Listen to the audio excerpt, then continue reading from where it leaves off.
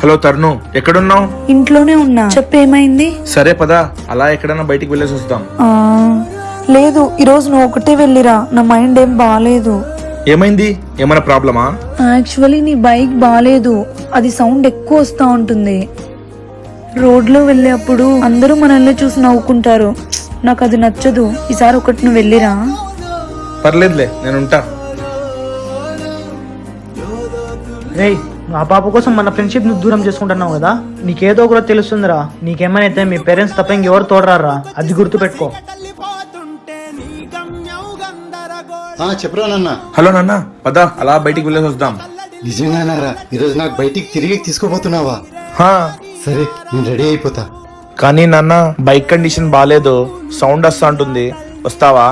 బండిదేముందిరా, మనమిద్దరం నడుచుకుంటా పోయినా పర్లేదు, నువ్వు నాతో ఉంటే చాలు.